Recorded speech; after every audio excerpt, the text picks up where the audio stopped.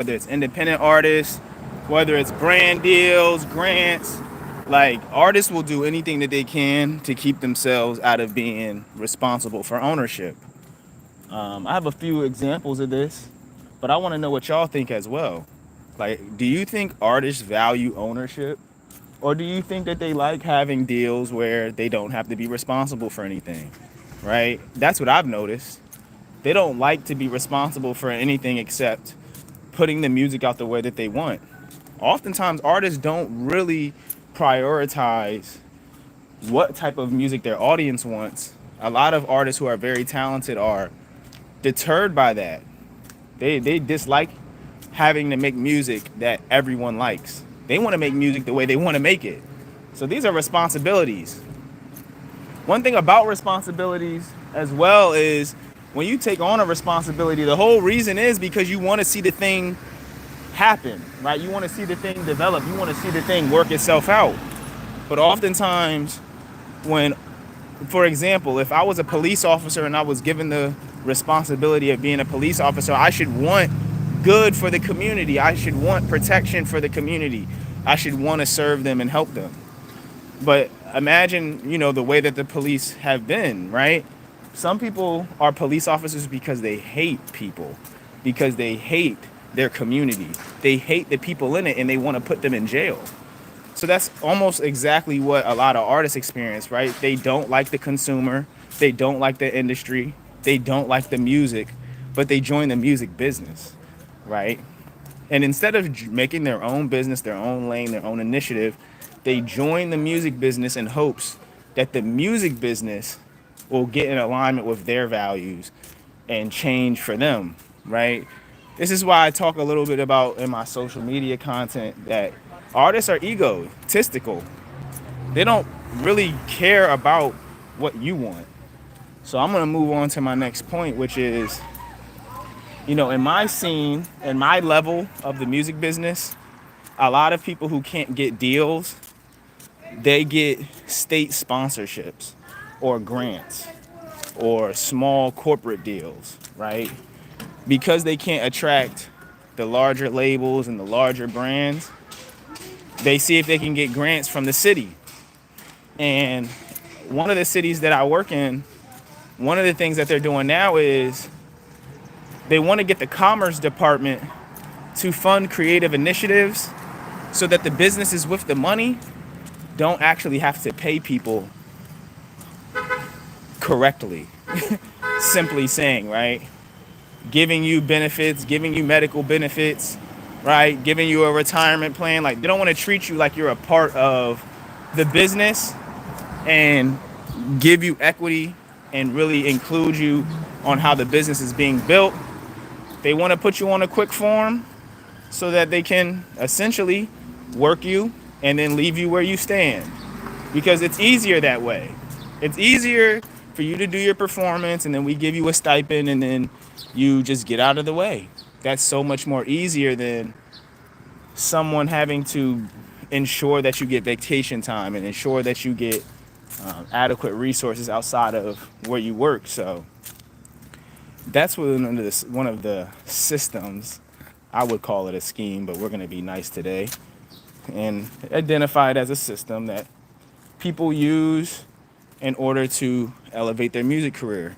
What ends up happening is oftentimes a large system like the state legislature or, even a corporate business or the music industry itself, they would never allocate 50, 100, $200,000 anything without having a plan that outweighs that plan. So let me explain.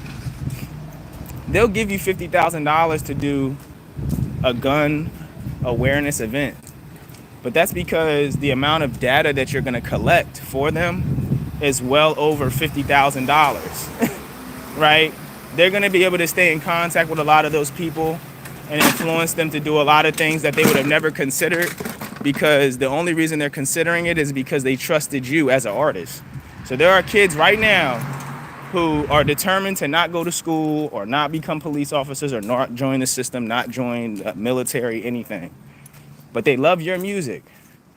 And now that you've endorsed this program, and these are people who are going to be able to consistently engage with that person, whether it's online, whether it's through email, whether it's through their school infrastructure. Like, there's plenty of ways that they'll be able to re-engage this person, and the only way you can re-engage this person is with music. So they have an advantage. They have leverage by being a trusted institution in place. So it's really just a setup, y'all. It's really just a setup. The setup is, I'm going to give you this money up front, and then you're going to give me your trust and loyalty of your fan base and your community on the back end. That's the switch. So then over a few years of time, while your buzz goes out, because we're all entertainers, you won't stay hot forever. Everybody won't like what you do forever. There'll be different levels of how much they appreciate and like your work over time. So that's why it's important to recognize when you give your hottest moments, because that's when they're going to call you. When you're super scorching, flaming hot, that's when they're going to call you. They're not going to call you when you've fallen off, right? They're going to write you the deal while you're scorching hot. So these are a few things that I've mentioned, right? But what are we going to do about it? That's what my channel's about. It's about the solution to this. And I don't want to keep y'all here too long, right? So the way that we solve this is by ownership. That's why I started off by saying I don't think artists really like ownership. So what we need now are business operators who are intentional about music. Because let's be honest, some of these executive managers at these brands, they really from JP Morgan, right? They from finance companies. A lot of these product developers and tour managers, they straight from Costco. You know what I mean? They were a VP. They were a VP for a well-known company. And then they got hired as a high-stake executive at a music business, but they don't care about music, right? Especially a lot of these tech guys. Yo, the tech bros don't care about music. They're enthusiastic about scaling their systems and getting as many people to use them. They're hype about the 170 million subscribers and whatnot. They're not worried about if people are digesting your music and engaging with it, and if the tickets are selling. They're like, look, whether your tickets sell or not, we still gonna run this streaming platform, right? So that's why we have to be intentional about the systems that we invest in, right? And they should be our own. They should be our friends. Right now I'm doing a deal where I'd rather give $1,000 to one of my friends' campaigns so that their music can do better. Who else is gonna do it? Right? You're ready to give $1,000 to a celebrity to get some of their advice, but you're not ready to put $1,000 into your friend's project, right? Some of y'all done grew up with these people for 10 years and y'all still haven't put $1,000 into their career, but you claim that you're their biggest fan or their supporter. And you're ready to make money off of them though, right? That's the last thing I want to talk about. A lot of us are so ready to make money off of one another, we're not ready to make money with each other. So I'll leave you with this.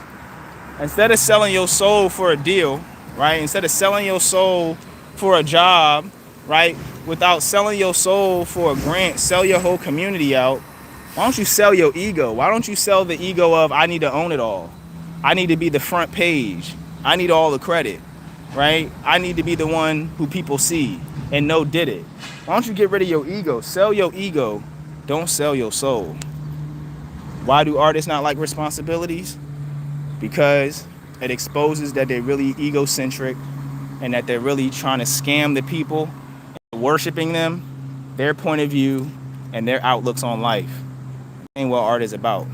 So on that note, I would like to know y'all opinions on what I'm saying, if you've noticed any of these things, and what else you'd like me to talk about in the future. Bless up.